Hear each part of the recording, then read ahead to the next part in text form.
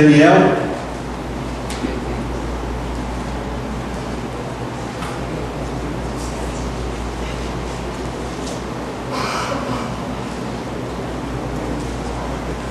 Capítulo 4. O tema é uma vida com excelência, aos domingos de janeiro à noite. Domingos à noite no mês de janeiro.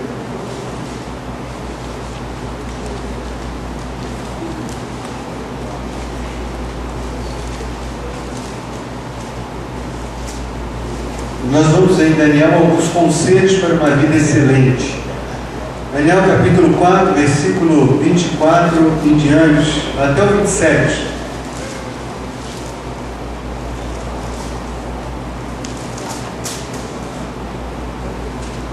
Quando eu parar de escutar, aí eu leio. Por enquanto está um...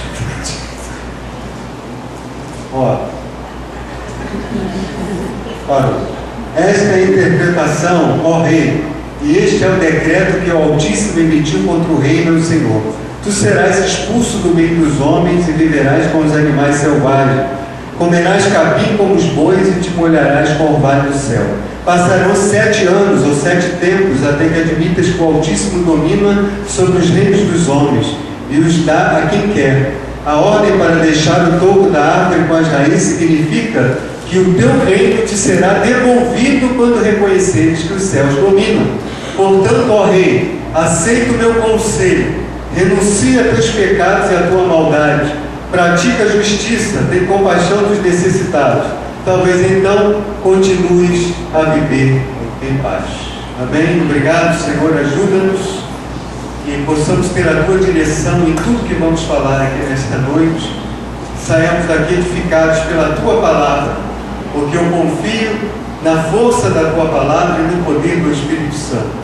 Então que o Senhor tire agora toda a barreira, todo o preconceito, toda a dificuldade, que a porta da palavra seja aberta e que o Senhor possa trabalhar em nossos corações nesta noite. Nós já te agradecemos em nome de Jesus. Se você está de acordo, diga amém. Amém. Pode sentar. O contexto aqui,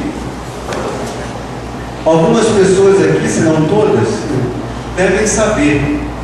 Nabucodonosor, rei da Babilônia, o império da Babilônia foi um dos maiores da história. E esse império cresceu muito. Nessa época aqui de Daniel, o império estava muito grande, muito extenso, muito poderoso. Só que, juntamente com o crescimento do império, cresceu também a soberba de Nabucodonosor. Ele começou a achar que ele mandava em tudo, que ele que era a pessoa que deveria ser honrada, né? Então ele começou a se engrandecer, e Deus então deu um sonho para ele. Eu estava falando pela manhã na escola dominical que Deus não aceita competidores. Deus é único e exclusivo. Ele é o Senhor. Se você concorda, diga amém. Amém. Quem competir com ele vai cair, vai tombar, porque ele é único e ele deve ser único na nossa vida. Mas Nabucodonosor começou a querer, parece que a querer competir com Deus, né?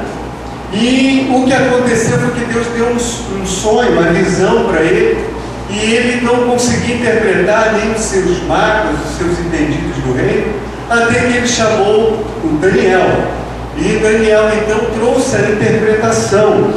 E no capítulo 4, esse é o contexto, né, do sonho de Nabucodonosor, e o texto que nós lemos faz parte daquele trecho em que Daniel dá a interpretação do sonho. E é interessante observarmos o texto que Deus, ele reconhece a grandeza que ele mesmo tinha permitido a Nabucodonosor ter. Deus reconhece isso, inclusive no sonho e na fala de Daniel, quando ele interpreta o sonho. O profeta vai dizer que o reino dele era grande, era tremendo, que havia se estendido por toda a terra, alcançado as extremidades da terra. É lógico que isso aí não é, em termos geográficos, não aconteceu, né? O Império Babilônico era, inclusive, menor geograficamente falando do que o Império Romano, do que o Império Grego-Persa. Então era um império que não era tão grande assim em termos de extensão territorial, mas era grande em termos de força, de poderio, de riqueza, de poderio militar, de capacidade, né? Até porque era um império menor do que esses que eu citei. O rei Nabucodonosor tinha um forte sistema de administração, então ele conseguia administrar todas as suas províncias e todas as suas fronteiras, porque não era um império tão vasto. Diga-se de passagem, quem estuda um pouco de história sabe que um dos problemas do Império Romano é que o Império se estendeu demais, e para poder guarnecer, para poder montar guarda em todas as fronteiras do Império, era muito difícil isso, porque o Império era muito extenso, né? E quando os bárbaros começaram a invadir, ficou difícil para fazer o patrulhamento das fronteiras do Império. O Império era muito extenso. O Império Babilônico não era tão extenso assim. Então era um império concentrado, muito rico, muito bem administrado. E Deus reconhece essa grandeza, mas Deus reconhece também a soberba de Nabucodonosor. Porque Deus, ele tem uma visão equilibrada das coisas. Nós muitas vezes não temos uma visão equilibrada. Nós muitas vezes julgamos as pessoas pela aparência, né? ou então temos uma visão parcial das coisas e acabamos não tendo uma visão mais equilibrada. Não é à toa que a Bíblia fala que a vida cristã deve ser uma vida de equilíbrio, deve ser uma vida equilibrada. Então Deus reconhece os pontos positivos de Nabucodonosor como grande administrador, mas reconhece um grave erro e ponto negativo que ele tinha, que era a soberba do seu coração, a altivez do seu coração. Então Deus aqui já está nos ensinando no texto que nós precisamos ter uma visão equilibrada, não olhar apenas para os defeitos das pessoas, mas olhar também para as virtudes que essas pessoas possam ter. Não olhar apenas para o defeito que determinado líder ou pessoa famosa tenha, mas olhar também as suas virtudes. Ter uma visão equilibrada das coisas. Isso é muito importante. Eu queria que você virasse para a pessoa que está do seu lado e dissesse: é preciso ter uma visão equilibrada. Tome cuidado com o desequilíbrio. É preciso ter uma visão equilibrada das coisas. Eu tenho aqui, posso dizer, fico muito à vontade para dizer, eu estava agora comentando com o pastor Anderson ali no gabinete, eu não sou a favor da toalhinha do Valdemiro, não sou a favor do travesseirinho, nem da arca, nem do papelzinho, não sou a favor, sou contra isso. Mas eu tenho que ver o outro lado. Qual é o outro lado? Eu estava vendo o programa agora à tarde da igreja dele, e as pessoas dando testemunho de cura, e o pastor colocava o microfone na boca e dizia: quem foi que te curou? A pessoa dizia: Jesus de Nazaré. Então glorifica o nome de Jesus. Não disse foi o Valdemiro que me curou, disse foi Jesus que me curou. Irmãos, nós precisamos ter uma visão equilibrada das coisas. A Bíblia diz: examinai tudo e retém aquilo que é bom. Então, se eu discordo da tua linha, eu concordo que Deus, o nosso Deus que opera aqui, está operando lá. Amém. Você pode glorificar a Deus? Amém. Precisamos ter uma visão equilibrada. Não é porque discordamos de alguma coisa que jogamos a pessoa na lata do lixo, ou a igreja que ele ministra, que ele lidera, ou aquela denominação. Não podemos fazer isso. Aliás, como eu falei hoje pela manhã na escola bíblica, a gente tem que ter uma visão de não se aliar com o pessoal do mundo, né? De não se aliar com Nabucodonosor, como os edomitas fizeram. Se aliaram, era o irmão do povo de Israel, descendentes de Esaú, Israel de Jacó, eram nações irmãs, gêmeas, e Edom se uniu a Nabucodonosor quando ele invadiu Jerusalém. para destruir Jerusalém, o reino do sul. Olha só, então a gente tem que tomar cuidado para a gente não pegar o discurso do diabo por aí e pegar esse discurso e sair falando e acabar entrando na dele. Nós temos que combater ao reino dele, é o reino das trevas. A Bíblia Sagrada diz que um reino dividido não subsiste. Quem não é contra nós, é por nós, é o que diz a palavra do Senhor. Temos as nossas divergências, mas pregamos o mesmo Deus, com a mesma Bíblia, o mesmo Cristo que salva, cura, restaura, liberta e santifica. Amém? Então é preciso olhar o fator positivo e o fator negativo e ter uma visão equilibrada das coisas. Mas eu quero falar um pouco sobre Daniel. Daniel então é chamado por Deus para confrontar Nabucodonosor. E não era fácil naquela época confrontar o rei, mas ele tinha moral. Ele era um homem de uma conduta excelente. Repita comigo, Daniel.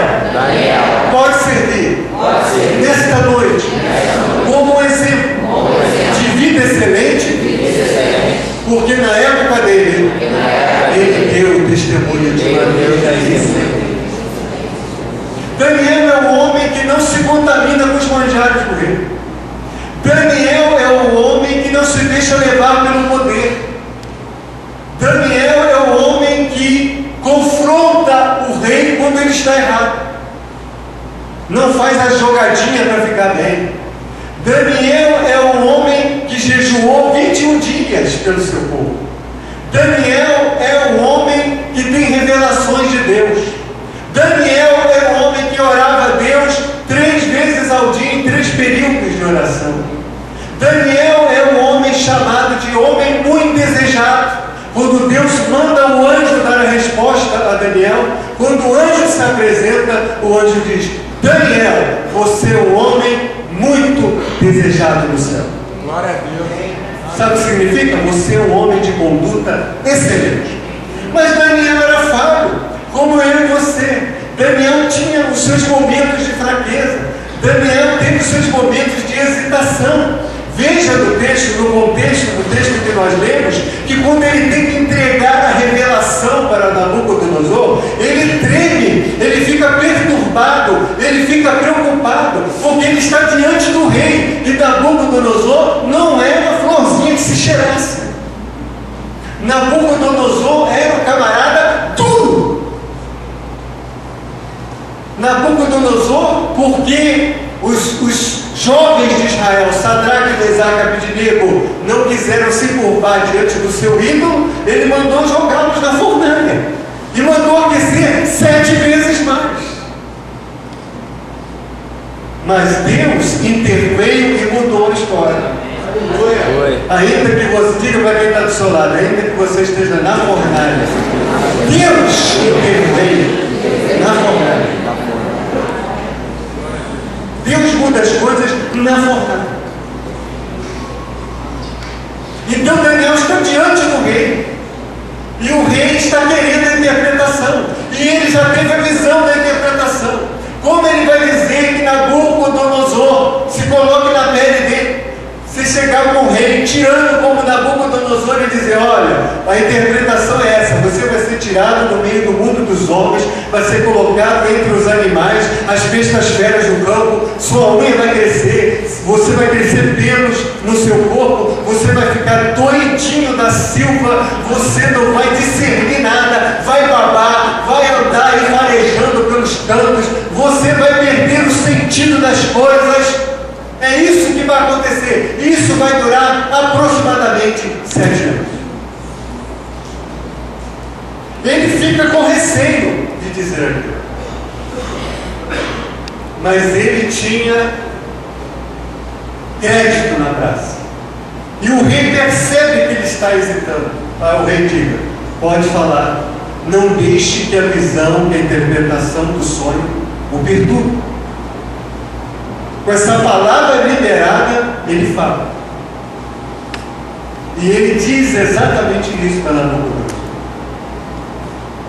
E o texto que nós lemos é a parte final que ele está dando a interpretação do sonho. E eu me encontro aqui nesse texto que nós lemos, Eu enumerei 4 conselhos para uma vida de excelência em 2013. Repita comigo, 4 conselhos para uma vida de excelência. O primeiro está no versículo 26. E o rei... Não, 26. Deixa eu achar aqui. A ordem para deixar o topo da árvore com as raízes significa, ou seja, vai ficar ainda a possibilidade de restauração. Significa que o teu reino te será devolvido. Antes que acontecesse, Deus já está dizendo o que vai acontecer, como vai acontecer, porque Deus não é Deus de confusão. Quando Ele tem alguma coisa para lhe revelar, Ele revela o que vai acontecer, como vai acontecer. Ele não deixa ninguém confuso, ninguém há uma nuvem negra na sua cabeça. Aí eu falo, ai meu Deus, o que vai acontecer comigo? Estou vendo uma tempestade vindo sobre a sua vida, meu irmão. Firma bem as tuas estacas, meu filho. E aí você começa a ficar, mas que tempestade é essa? Não, Deus não trabalha dessa forma. Deus dá a coisa com clareza. Repita comigo, Deus dá a coisa com clareza. Deus não gosta de deixar ninguém confuso. Ele gosta de dizer exatamente, Ele gosta de falar exatamente como tem que ser. Amém? Amém? Deus é claro, Deus não fica titubeando, enrolando todo mundo, não. Ele é objetivo. Mas olha o que ele vai dizer aqui, ó. Te será devolvido o reino. Quer dizer, antes de acontecer, te será devolvido. Quando reconheceres que os céus dominam. Daniel vai falar assim, eu tenho um conselho para você no versículo 27. Aí dá 3 conselhos, mas eu entendo que tem 4 conselhos. O primeiro conselho é esse. Até que você entenda que os céus dominam sobre todas as coisas. O primeiro conselho que Daniel nos dá nesta noite, que a palavra de Deus, através da boca de Daniel, nos dá nesta noite, através dos escritos de Daniel, nos dá nesta noite para uma vida excelente em 2013, é reconhecer em todos os momentos a soberania de Deus. Repita comigo, eu preciso reconhecer a cada instante de 2013 a soberania de Deus sobre a minha vida. Amados, Deus é soberano, Deus é Senhor, Ele manda e nós obedecemos. Nós somos servos e nada mais. Deus não aceita competidor, a glória não dá. Eu não fico nem preocupado, tem gente aí tão preocupada com esses pastores midiáticos, dizendo, oh, mas eles estão crescendo, tão grande, estão se achando. Eu nem me preocupo, no dia que eles quiserem competir com Deus, eles vão cair. Não tem essa, porque Deus não aceita. A minha glória a outrem eu não darei. E ponto final. Por isso que eu comecei citando esse exemplo lá na igreja do Valdemiro, da Mundial. O nome que é glorificado lá é o nome de Jesus, irmãos. Tem coisas lá que a gente não concorda, mas é o nome de Jesus que é glorificado lá. E aqui qual é o nome que é glorificado? É o nome sobre todo nome, o nome de Jesus de Nazaré. Então aplauda esse nome que é sobre todo nome.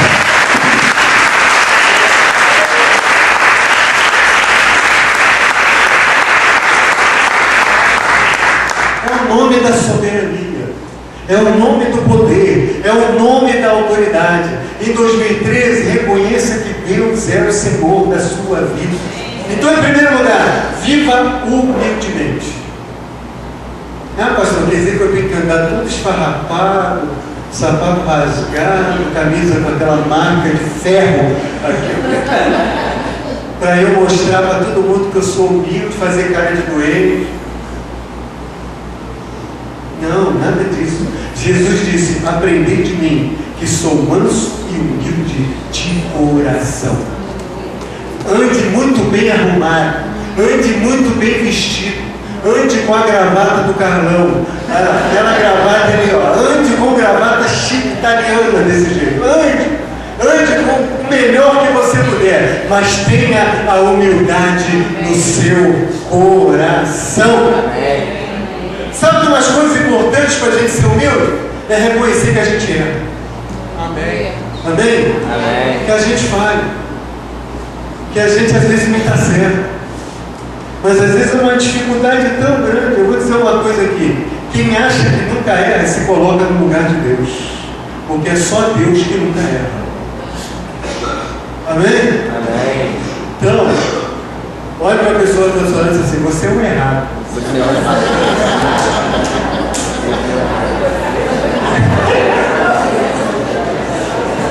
Essa doeu, né? Agora diga assim: como eu? Nós erramos.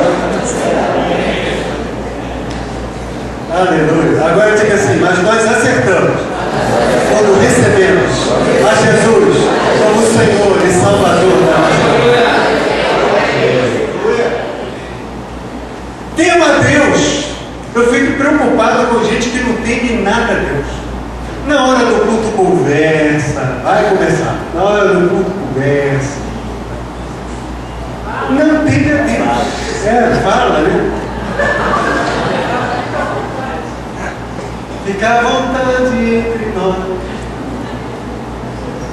Não teme a Deus. Acha que Deus não está vendo o que está fazendo na escola. Acha que Deus não está vendo o que está fazendo no final de semana quando não vem a igreja. Acha que Deus, os olhos do Senhor estão sobre todos na terra, principalmente os céus. Deus sabe de tudo que você faz, de tudo que eu faço. Tema ao Senhor. Não viva uma vida sem temer a Deus, porque isso é desprezar a soberania de Deus. Olha o que aconteceu com Nabucodonosor no versículo 28, no capítulo 4. Tudo isso aconteceu com o rei Nabucodonosor. 12 meses depois, quando o rei estava andando no terraço do palácio real da Babilônia, disse ele no seu coração: acaso não é esta grande Babilônia que eu construí como capital do meu reino, com o meu enorme poder e para a glória da minha majestade? Olha, para a glória da minha majestade. Em vez de dizer para a glória de Deus, mas ele disse para a glória da minha majestade, porque eu sou o tal. Eu sou muito bom.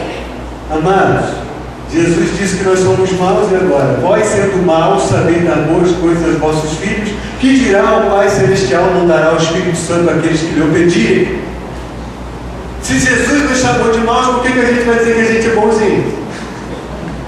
Detalhe: Jesus nos chamou de maus e não de maligno. Por quê? Maligno é aquele que tem o mal em si mesmo, aquele que tem o mal na sua essência. Por isso que Satanás é chamado de maligno. Nós somos chamados de maus, porque somos sujeitos à prática do mal. Por isso.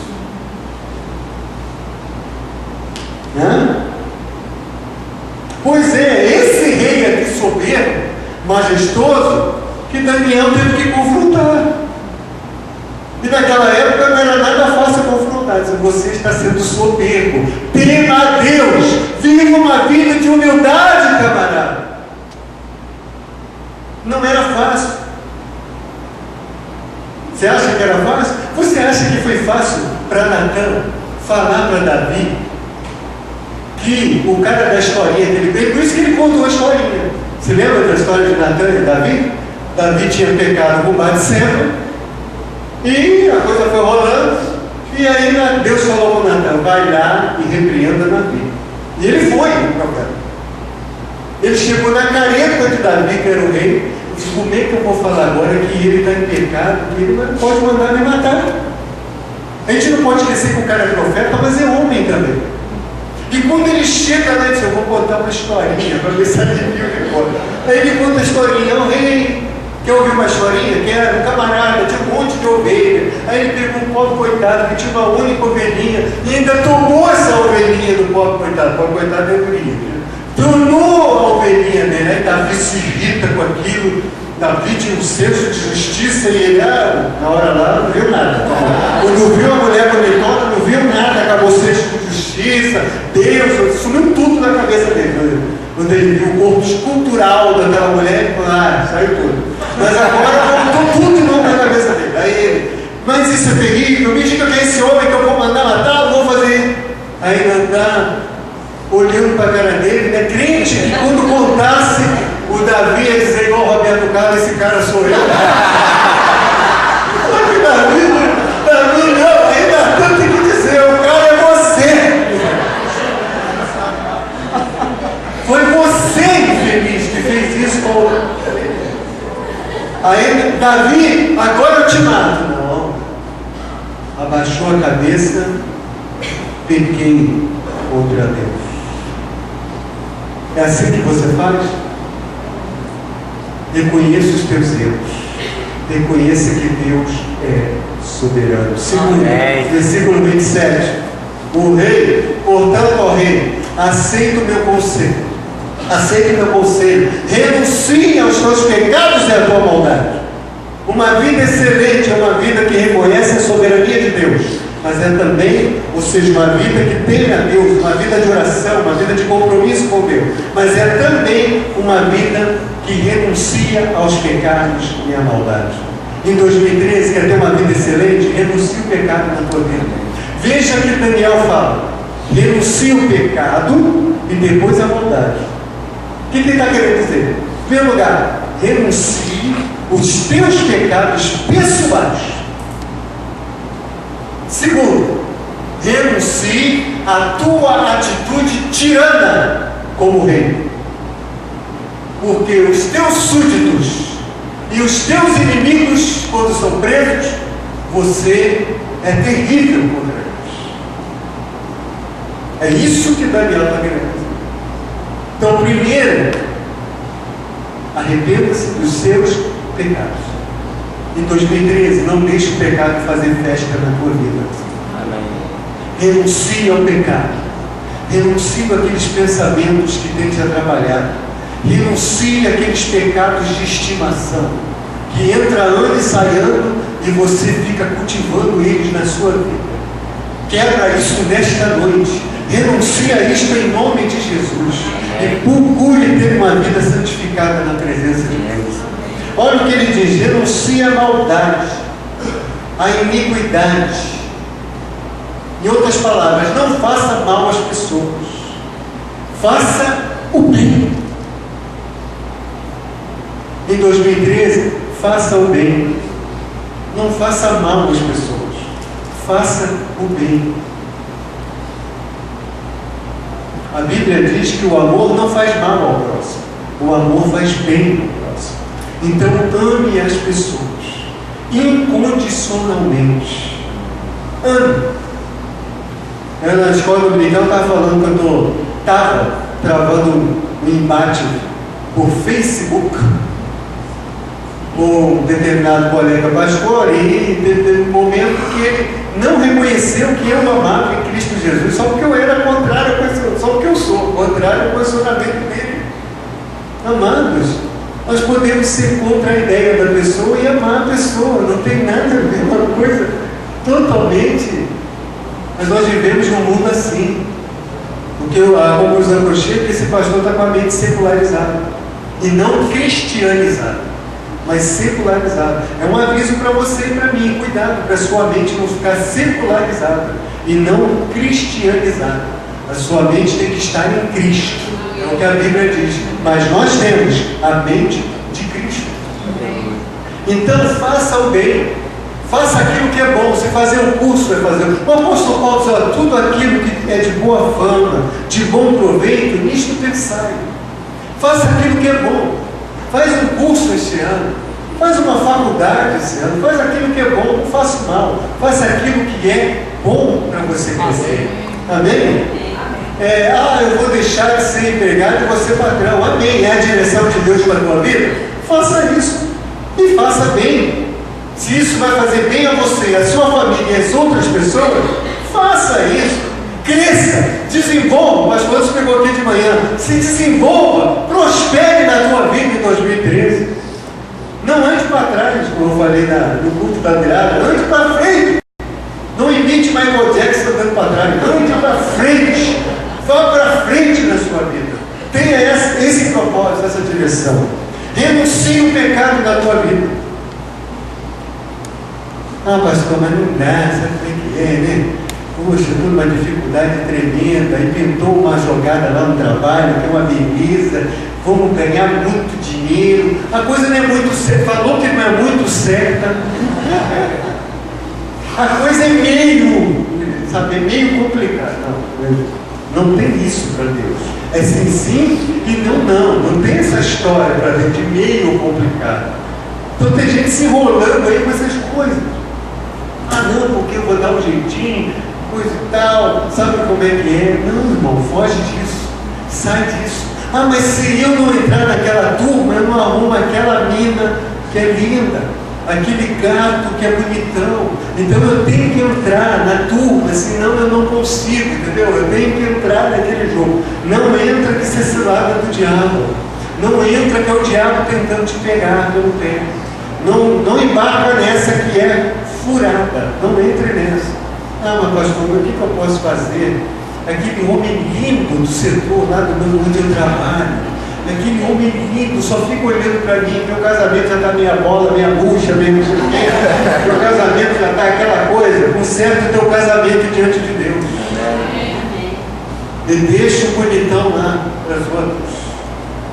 Não, porque pastor, camarada do meu setor de trabalho chegou para mim e falou que aquela mais linda do setor X, a mais linda, está afim de mim. E agora o que eu faço? Ela é linda, pastor, ela é de fechar o trânsito. É uma beldade. Quando ela chega no trabalho, quando ela passa, todo mundo para ver. É um espetáculo de mulher. E não sei o que aconteceu, não sei se eu sou tão bonito assim. Mas a mulher botou os olhos em mim. Quem me disse foi o fulaninho. Ele ainda disse para mim, pega, responda o que seu Jorge responderia. Não pego.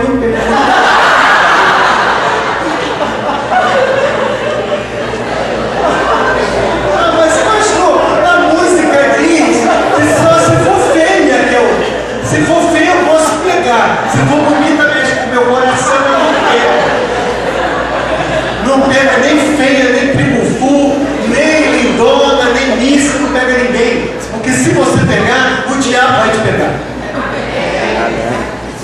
E o diabo está doido para te pegar. Amém. Mas ele não vai te pegar. Diga para quem está perto de você, o diabo não vai te pegar. Em nome de Jesus. Terceiro, versículo 27. Denuncia o teu pecado e a maldade. Pratica a justiça. Sabe o que significa? Praticar a justiça? Ser justo. Ser justo.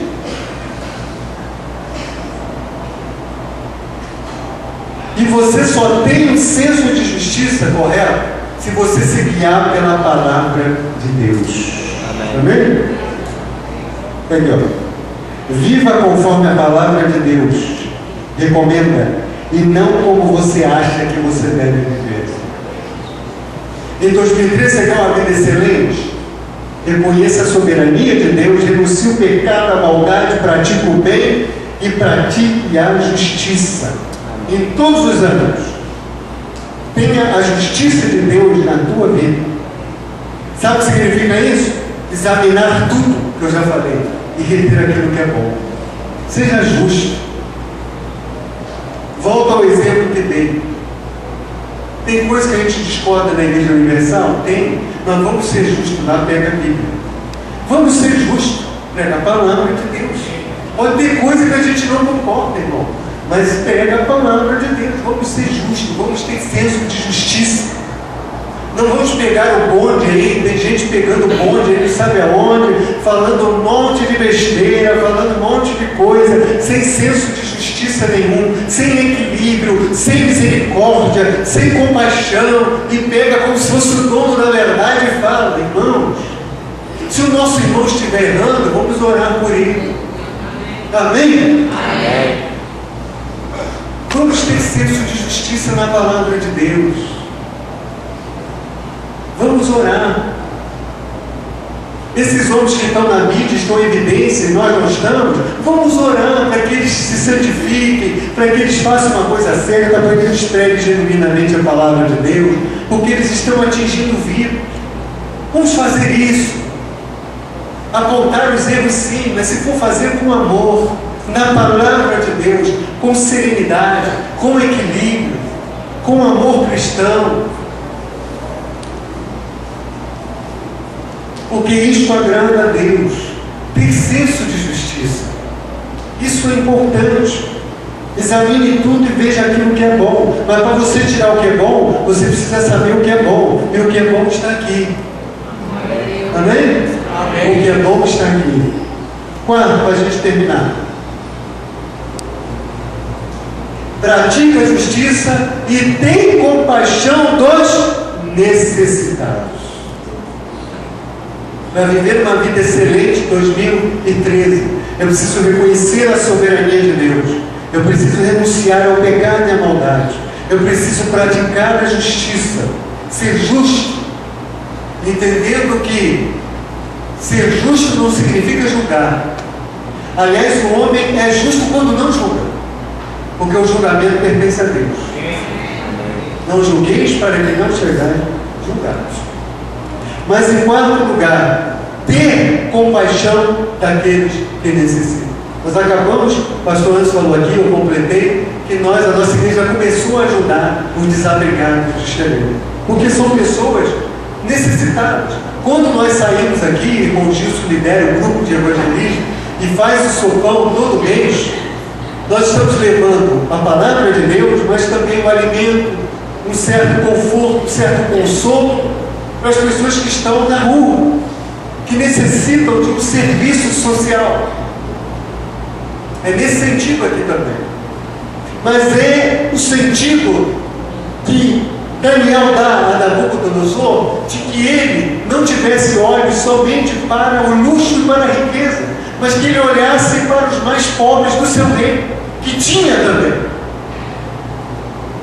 Para o povo de Judá que estava cativo e que precisava do olhar misericordioso de Nabucodonosor. Então Deus sempre se lembra do seu povo e sempre se lembra dos necessitados. Jesus chamou os discípulos e dá-lhes bons de comer.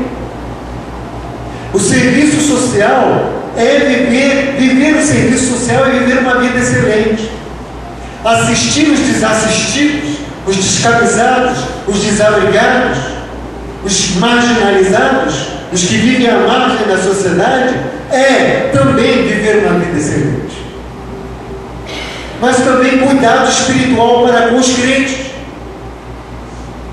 Nós temos um projeto este ano, que nós começamos a conversar, o pastor Antônio reuniu nós pastores, e a gente começou a conversar sobre um trabalho de visitação pastoral e diaconal a todos os membros da igreja.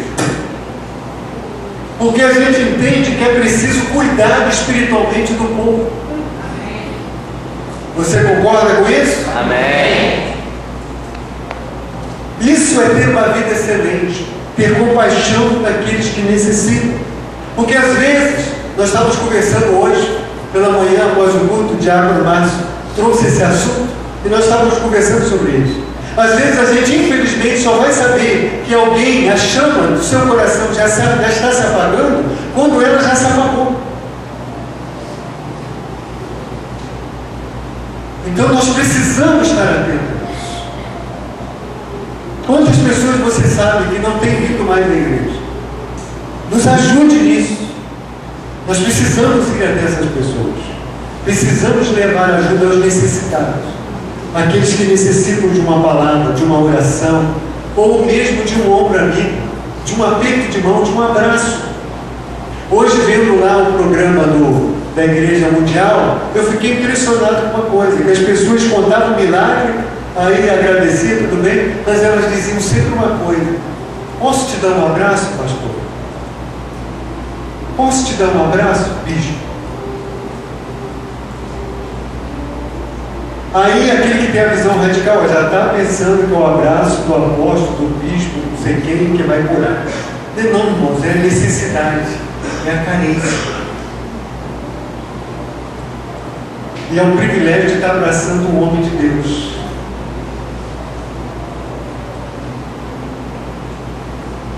É amor cristão. Você entende isso? Amém. Para encerrar, ter compaixão dos necessitados é o serviço social, é o cuidado espiritual. Fique em pé. E é o que nós acabamos de cantar. Uma só palavra que Deus mandar vai fazer a minha vida mudar. Nós vamos cantar aqui.